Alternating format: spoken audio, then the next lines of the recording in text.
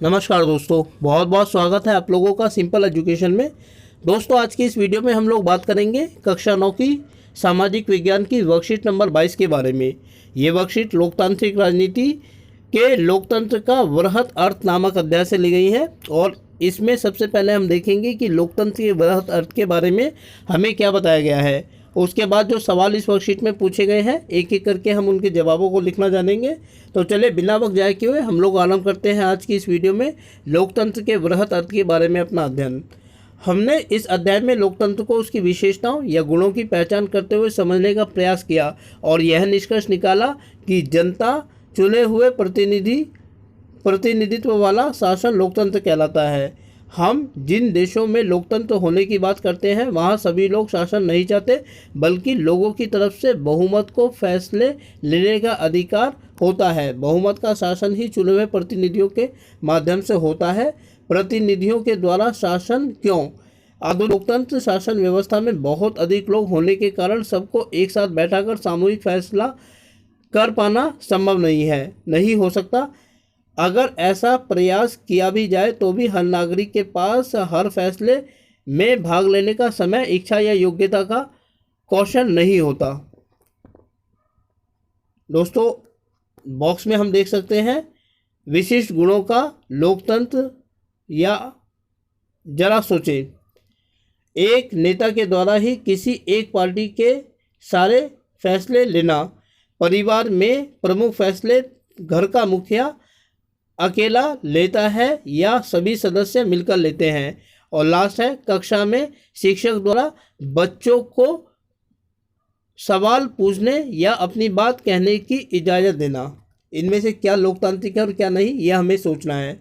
वास्तव में लोकतांत्रिक फैसले का मतलब होता है कि उस फैसले से प्रभावित होने वाले सभी लोगों के साथ विचार विमर्श के बाद और उनकी स्वीकृति से फैसले लेना। यानी जो कमज़ोर व्यक्ति है उसका भी किसी फैसले में उतना ही महत्व होगा जितना किसी शक्तिशाली व्यक्ति का। यह बात सरकार या परिवार या किसी अन्य संगठन पर भी इसी प्रकार लागू होती है। इसके बाद है दोस्तों लोकतंत्र और नागरिक। एक आदर्श लोकतंत्र में निर्णय लेने की प्रक्रिया लोकतांत्रिक होनी चाहिए। नागरिक के तौर पर हम जो भी काम करते हैं वह भी हमारे देश के लोकतंत्र को अच्छा या खराब बनाने में मदद करता है। यही लोकतंत्र की ताकत है और यही कमजोरी भी। देश का भविष्य शासकों के कामकाज से भी ज़्यादा नागरिकों के कामकाज पर निर्भर करता है। और अंतिम बात जो दोस्तों है वह है, इस तरह की कुछ बातें ही लोकतंत्र को राष्ट्रशाही, तानाशाही या एक दल की शासन व्यवस्था से अलग और बेहतर करती है तथा नागरिकों को अधिक सक्रिय और भागीदार बनाती है। तो दोस्तों, ये थी वर्कशीट। अब इस वर्कशीट में जो सवाल पूछे गए हैं एक एक करके हम उनके जवाबों को जानेंगे। चलिए दोस्तों, अब हम देखते हैं इस वर्कशीट। पहला सवाल है कि लोकतंत्र में चुने हुए प्रतिनिधि कौन होते हैं। लोकतंत्र में चुने हुए प्रतिनिधि वे लोग होते हैं जिन्हें जनता चुनावों में अपना वोट देकर विजय। दूसरा सवाल है लोकतंत्र में चुने हुए प्रतिनिधियों द्वारा ही शासन क्यों होता है। इसके जवाब को हम इस तरीके से लिख सकते हैं कि लोकतंत्र में जनता द्वारा चुने हुए प्रतिनिधियों द्वारा इसलिए शासन होता है क्योंकि यह शासन इस मान्यता पर आधारित होता है कि इसमें लोग स्वयं अपने प्रतिनिधियों का चुनाव करेंगे।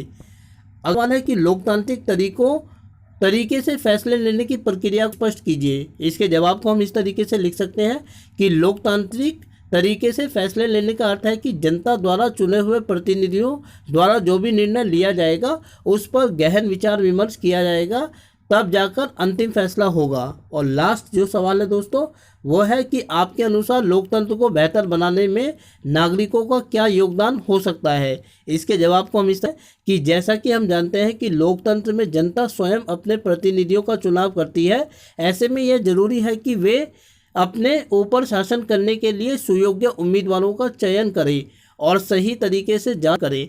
अर्थात दोस्तों, जो लोग जिन को चुने उनके बारे में पहले अच्छी तरीके से जांच पड़ताल कर लें कि वह कौन है, उसकी सामाजिक पृष्ठभूमि क्या है, क्या वह शासन करने में सक्षम है भी या नहीं। क्योंकि यदि एक भारत जैसे लोकतांत्रिक देशों में किसी व्यक्ति को के द्वारा चुन लिया जाता है तो कम से कम 5 वर्षों तक वो शासन करता है, और अगर व्यक्तियों के द्वारा, नागरिकों के द्वारा किसी गलत व्यक्ति को चुन लिया जाए तो 5 वर्षों तक उन्हें उसे झेलना पड़ेगा।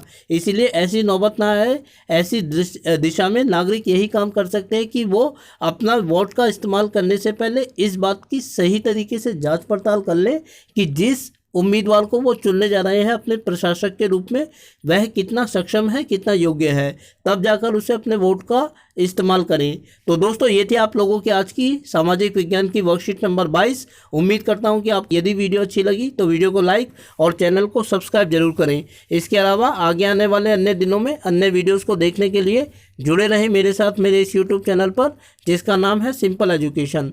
फिलहाल आप लोगों से विदा लेना चाहूँगा दोस्तों। वीडियो को देखने के लिए आपका बहुत बहुत धन्यवाद।